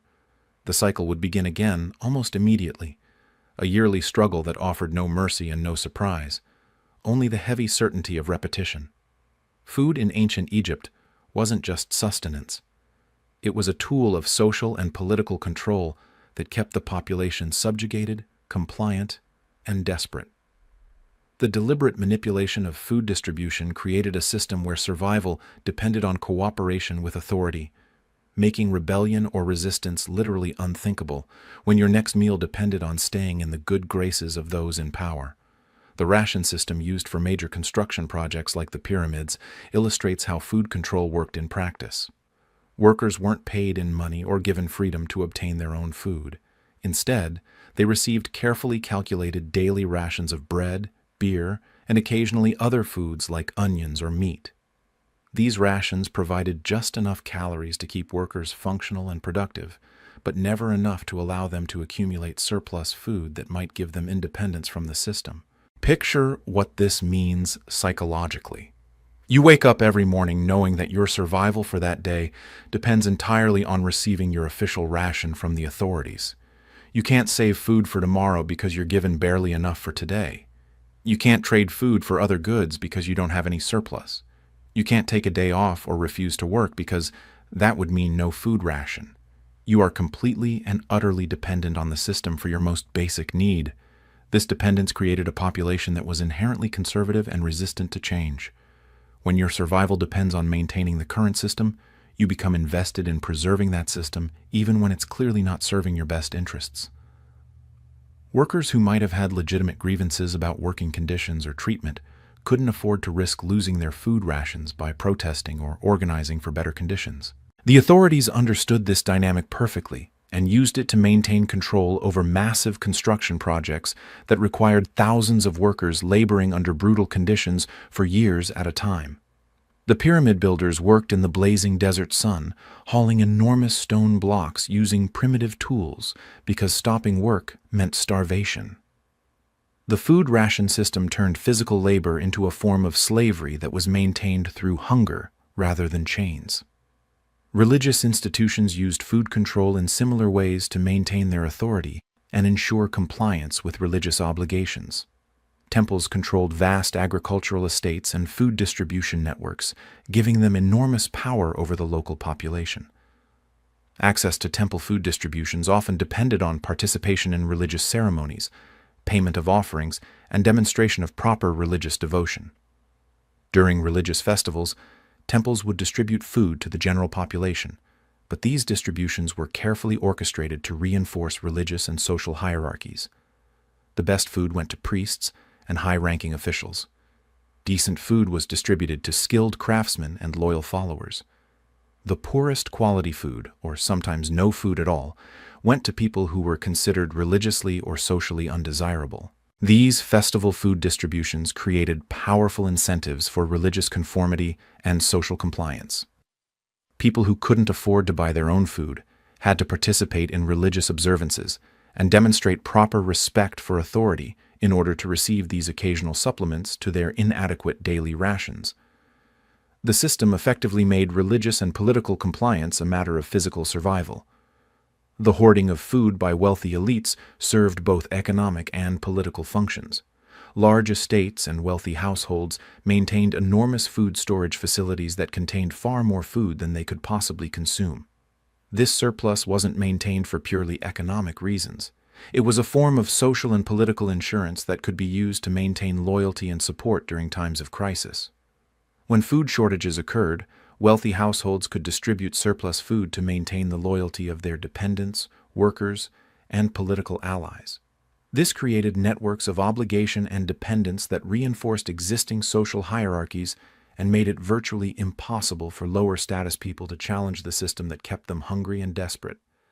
The control of food distribution also enabled authorities to punish disloyalty or resistance without resorting to direct violence. Cutting off someone's access to food rations or excluding them from food distributions was often more effective than physical punishment, because it threatened not just the individual, but their entire family with starvation. This threat could be used to ensure compliance with orders, prevent the formation of opposition groups, and maintain discipline in large organizations. Here's something that really illustrates the insidious nature of food-based social control. The system created its own justification in the minds of both controllers and controlled. Authorities could point to the food distributions they provided as evidence of their benevolence and care for the population. Meanwhile, people who received these rations felt grateful to the very system that was keeping them hungry and dependent in the first place. The food control system also prevented the development of independent economic relationships that might have challenged existing power structures. When food distribution was controlled by centralized authorities, people couldn't develop alternative economic networks or create surplus wealth that might allow them to gain independence. The entire population remained locked in a system of dependence that served the interests of the elite while keeping everyone else perpetually on the edge of starvation. Food control was particularly effective at preventing large-scale social movements or rebellions. When people are chronically malnourished and constantly worried about where their next meal will come from, they don't have the physical energy or mental resources to organize resistance movements. The combination of hunger and food insecurity created a population that was focused entirely on day-to-day survival, rather than long-term political or social change. The psychological impact of food-based social control extended beyond simple hunger and malnutrition. Living under a system where your most basic need is controlled by others creates learned helplessness and psychological dependence that can persist even when circumstances change. People who grew up in food-controlled environments often continued to behave submissively and avoid challenging authority even when they theoretically had the resources to do so. The legacy of food-based social control in ancient Egypt influenced social and political relationships for generations. The expectation that authorities should control food distribution became embedded in Egyptian culture and political thinking, making it difficult to develop alternative systems that might have provided better nutrition and more personal freedom for ordinary people. The impact of ancient Egyptian food conditions on children was particularly devastating, creating a population of young people who were physically stunted, mentally impaired by malnutrition, and psychologically scarred by constant hunger and food insecurity. Understanding what childhood nutrition was like in ancient Egypt reveals the full horror of a food system that failed its most vulnerable members. Children in ancient Egypt faced nutritional challenges from the moment of birth. Mothers who were chronically malnourished produced breast milk that was inadequate in both quantity and quality, leaving infants unable to get the nutrition they needed for proper development. Many mothers simply couldn't produce enough milk to feed their babies adequately, leading to early supplementation with foods that were completely inappropriate for infant digestion. The supplemental foods given to infants were often contaminated with bacteria and parasites that caused severe diarrhea and digestive problems. Thin gruel made from contaminated grain, diluted animal milk that spoiled quickly in Egypt's hot climate, and other inappropriate foods caused illness and death rates among infants that would be considered catastrophic by any modern standard. Many infants who survived the immediate effects of inappropriate feeding suffered from chronic digestive problems that affected their ability to absorb nutrients throughout their lives. Weaning was a particularly dangerous period when children transitioned from breast milk to the adult diet of gritty bread, contaminated water, and whatever other foods their families could provide. The adult Egyptian diet was barely adequate for grown people and was completely inappropriate for developing children who needed high-quality protein, essential fats, and nutrients that were simply not available in the typical Egyptian meal. Picture a 2-year-old child trying to eat the same gritty, sand-contaminated bread that was destroying adult teeth. These children couldn't chew the bread properly, couldn't digest it effectively, and certainly couldn't extract adequate nutrition from it. Many children suffered from chronic malnutrition from the moment of weaning simply because their bodies couldn't process the only foods that were available to them. The stunted growth caused by childhood malnutrition was visible throughout Egyptian society. Archaeological evidence shows that ancient Egyptian children were significantly smaller and less developed than children in societies with adequate nutrition. This wasn't just a matter of being shorter. These children had delayed bone development, reduced brain growth, and compromised immune systems that made them vulnerable to diseases that would have been minor inconveniences for well-nourished children. Childhood anemia was virtually universal among ancient Egyptian children, caused by diets that provided almost no easily absorbed iron. Anemic children were chronically exhausted, cold, and unable to concentrate or learn effectively. They were also more vulnerable to infections and took longer to recover from illness or injury.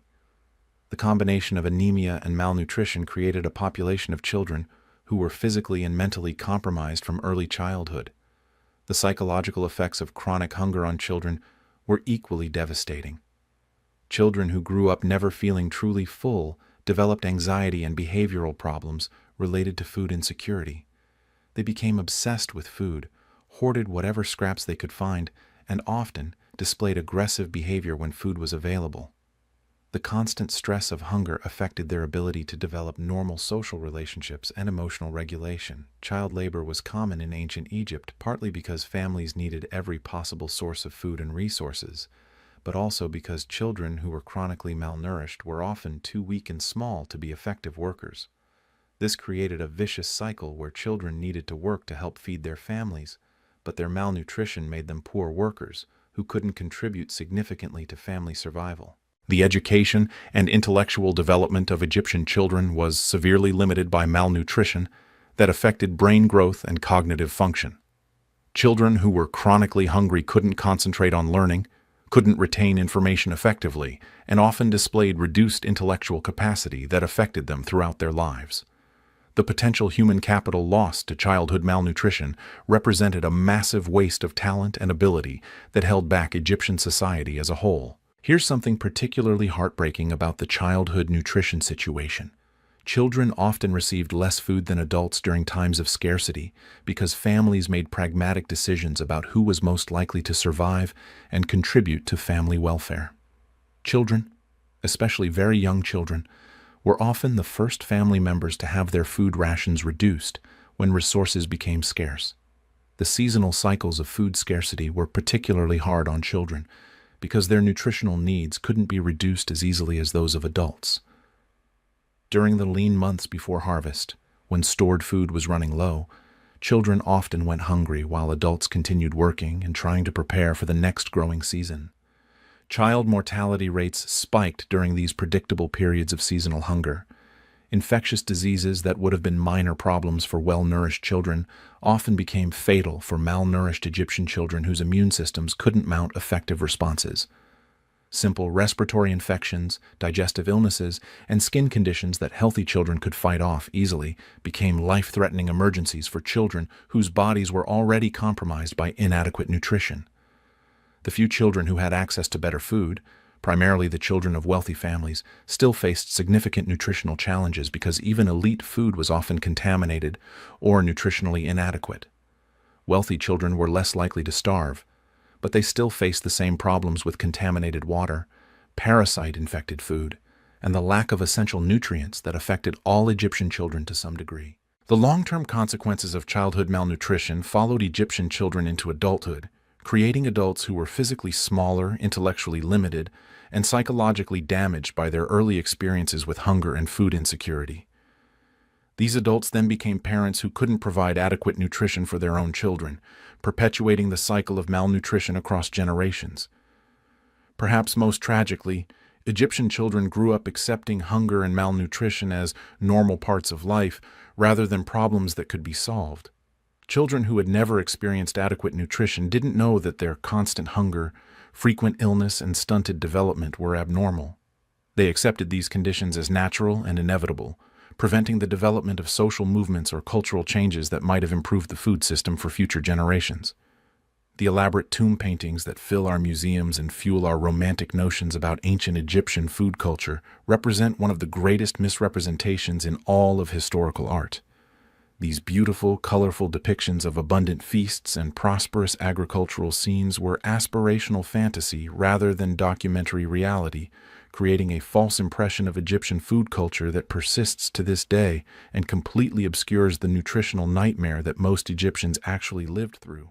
When you look at a typical Egyptian tomb painting showing tables groaning under elaborate feasts, you're looking at what wealthy Egyptians hoped their afterlife would include, not what their actual daily meals looked like. These paintings were essentially ancient wishful thinking, depicting the kind of food abundance that even the wealthy rarely experienced in their actual lives. The contrast between these idealized images and the reality of Egyptian food is so stark that they might as well be depicting completely different civilizations. The long-term consequences of childhood malnutrition followed Egyptian children into adulthood, creating adults who were physically smaller, intellectually limited, and psychologically damaged by their early experiences with hunger and food insecurity. These adults then became parents who couldn't provide adequate nutrition for their own children, perpetuating the cycle of malnutrition across generations. Perhaps most tragically, Egyptian children grew up accepting hunger and malnutrition as normal parts of life rather than problems that could be solved. Children who had never experienced adequate nutrition didn't know that their constant hunger, frequent illness, and stunted development were abnormal. They accepted these conditions as natural and inevitable, preventing the development of social movements or cultural changes that might have improved the food system for future generations. The elaborate tomb paintings that fill our museums and fuel our romantic notions about ancient Egyptian food culture represent one of the greatest misrepresentations in all of historical art.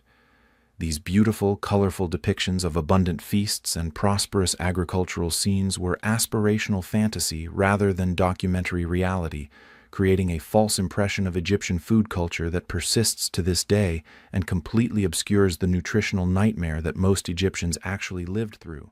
When you look at a typical Egyptian tomb painting showing tables groaning under elaborate feasts, you're looking at what wealthy Egyptians hoped their afterlife would include, not what their actual daily meals looked like. These paintings were essentially ancient wishful thinking, depicting the kind of food abundance that even the wealthy rarely experienced in their actual lives. The contrast between these idealized images and the reality of Egyptian food is so stark that they might as well be depicting completely different civilizations. The long-term consequences of childhood malnutrition followed Egyptian children into adulthood, creating adults who were physically smaller, intellectually limited, and psychologically damaged by their early experiences with hunger and food insecurity.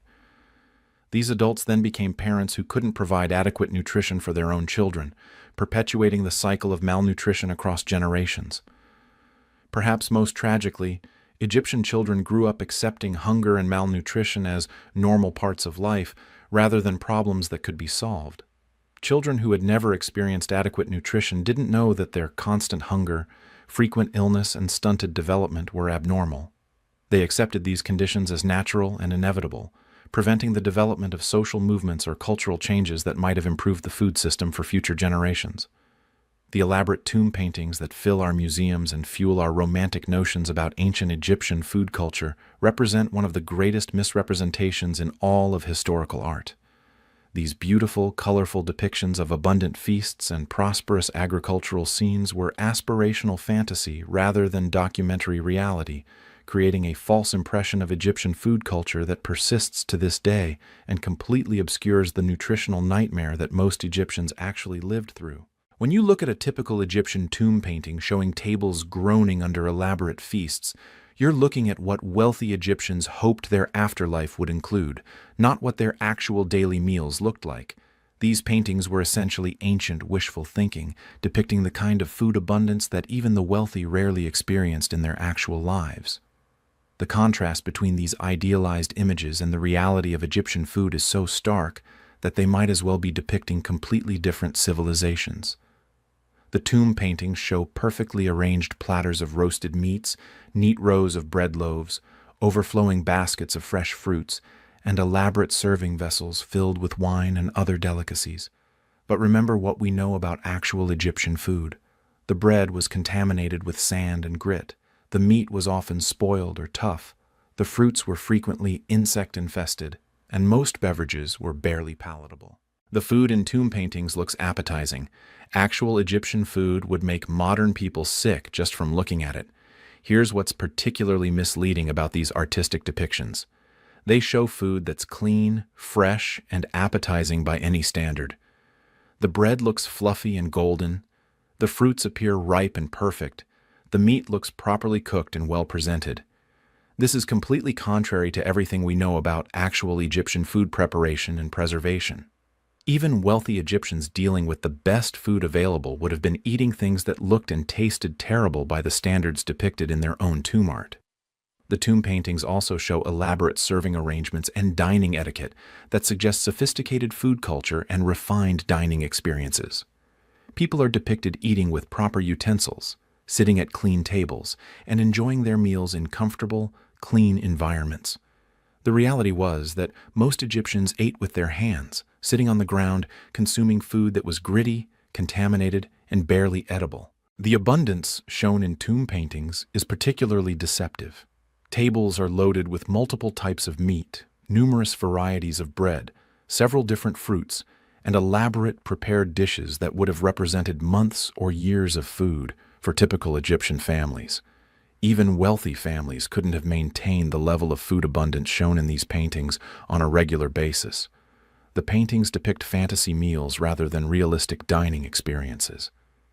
The agricultural scenes in tomb paintings are equally misleading, showing fertile fields, abundant harvests, and well-fed workers happily going about their tasks. The reality of Egyptian agriculture involved backbreaking labor in harsh conditions, unpredictable harvests, and workers who were chronically malnourished and exhausted. The cheerful, well-fed farmers in tomb paintings bear no resemblance to the desperate, hungry people who actually worked Egyptian fields. These artistic depictions also completely ignore the seasonal cycles of scarcity and abundance that dominated Egyptian food culture. Tomb paintings show perpetual abundance with no hint of the predictable periods of hunger and food shortage that every Egyptian family faced annually.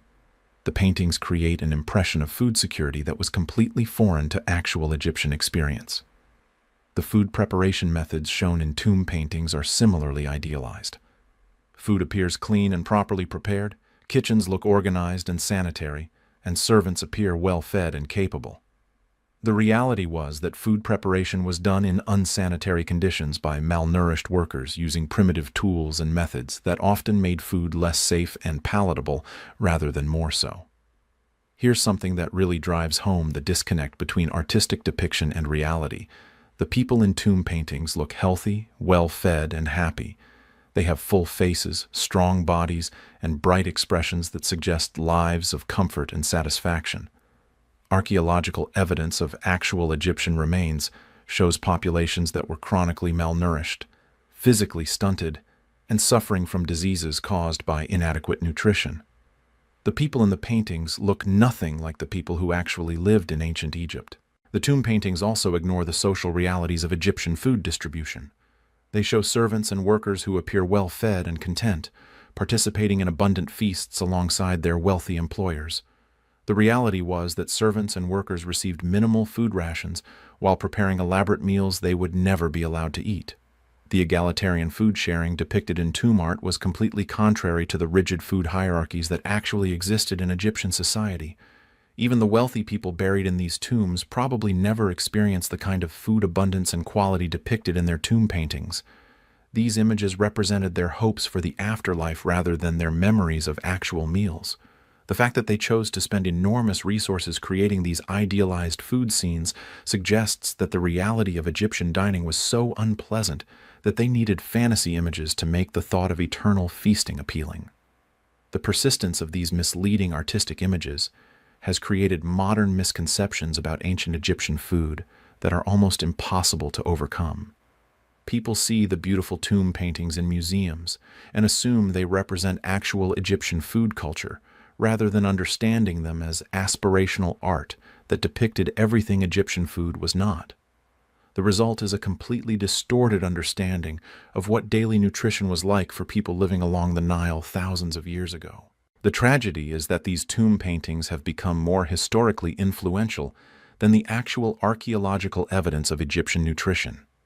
People remember the colorful images of abundant feasts, rather than the gritty reality of contaminated bread and spoiled meat. The art has literally rewritten history in ways that completely obscure the suffering and malnutrition that defined most Egyptian lives. After exploring every aspect of ancient Egyptian nutrition, from the gritty bread that destroyed teeth to the contaminated water that spread disease, from the primitive cooking methods that made bad food worse to the social systems that used hunger as a weapon of control, one conclusion becomes inescapably clear. Ancient Egyptian food was not just bad. It was catastrophically, systematically, and horrifically awful in ways that affected every aspect of life and shortened lifespans while making those shortened lives miserable. The fundamental problem with Egyptian food wasn't just that individual items were poor quality, though they certainly were. The real problem was that the entire food system, from production through preservation to consumption, was designed to fail. Every step of the process introduced contamination, reduced nutritional value, and increased health risks. There was no aspect of Egyptian food culture that actually worked well for human health and well-being. Think about what we've learned about the typical Egyptian meal. Bread, made from grain, contaminated with sand and stone particles that gradually destroyed your teeth. Beer that was thick, sour, and contaminated with the same gritty particles. Vegetables that were grown in soil fertilized with human waste, and were either raw and dangerous or boiled until they lost all nutritional value. Occasional fish or meat that was either dangerously fresh and likely to cause food poisoning, or preserved in ways that made it nearly inedible and potentially toxic. Even water, the most basic requirement for human survival, was a constant source of disease and death. The Nile River that provided life for Egyptian civilization was simultaneously a sewer, bathing facility, and source of drinking water that contained parasites, bacteria, and toxins that caused chronic illness and shortened lifespans. There was literally no safe way to stay hydrated in ancient Egypt. The health consequences of this food system were devastating and universal. Everyone, from the poorest peasant to the wealthiest pharaoh, suffered from diet-related health problems that would be easily preventable today. Dental disease, parasitic infections, malnutrition, and digestive problems affected virtually the entire population and created a society where being chronically ill was considered normal. Children suffered the most from this failed food system, experiencing malnutrition from infancy that stunted their physical and mental development and created adults who were smaller, weaker, and less capable than their genetic potential would have allowed. The waste of human potential caused by childhood malnutrition alone represents one of history's greatest tragedies. The social and political implications of the food system were equally terrible. Food scarcity and poor quality created a population that was desperate, dependent, and easily controlled through the manipulation of food distribution. Hunger became a tool of social control that prevented resistance and made people grateful for inadequate rations that barely kept them alive. The seasonal cycles of abundance and scarcity, created annual periods of predictable starvation that families endured year after year without any realistic hope of improvement. The knowledge that hunger and potential death awaited every few months created psychological stress and anxiety that affected every aspect of Egyptian life and culture. Perhaps most tragically, the Egyptian food system created its own justification and prevented its own improvement. People who had never experienced adequate nutrition accepted hunger and malnutrition as natural and inevitable. The food culture was so thoroughly inadequate that people couldn't imagine better alternatives, making it impossible to develop social movements or cultural changes that might have improved conditions. The preservation methods available to ancient Egyptians were so primitive and unreliable that they often made food more dangerous rather than safer. Families watched helplessly as precious food supplies spoiled, became contaminated, or were destroyed by pests, but they had no alternatives and no better methods available.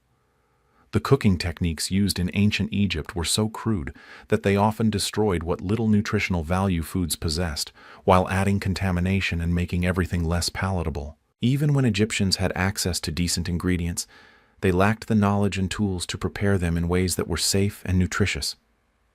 The spice and seasoning situation was so limited that most meals were completely flavorless, turning eating from a pleasure into a grim necessity. The psychological impact of eating bland, unappetizing food every day cannot be underestimated. Food should be one of life's basic pleasures, but for ancient Egyptians, it was merely a struggle for survival. The water situation was so dangerous that people regularly consumed beverages that contained the same contaminants that made water unsafe, essentially guaranteeing that staying hydrated would make you sick.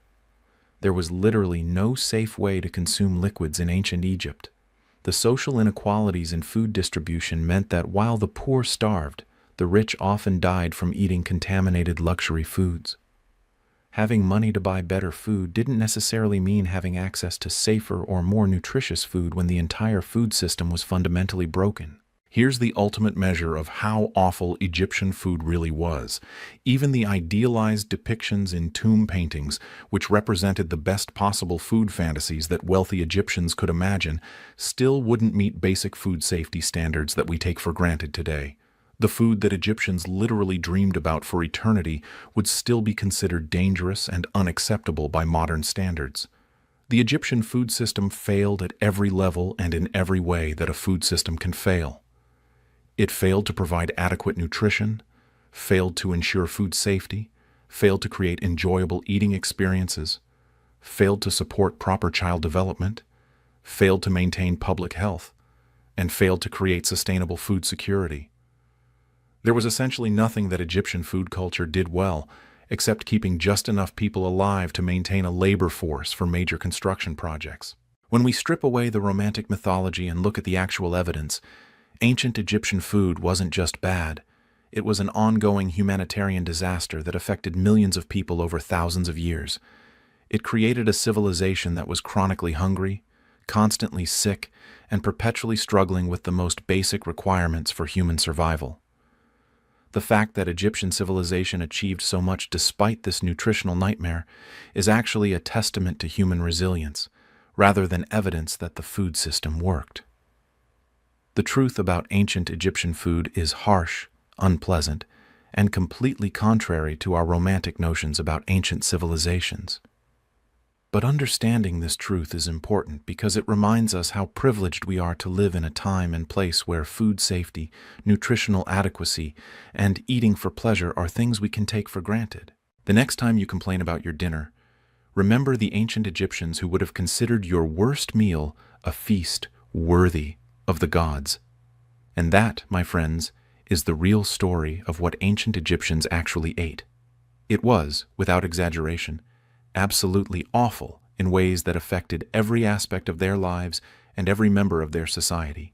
Sweet dreams, and may your next meal be everything that Egyptian food was not.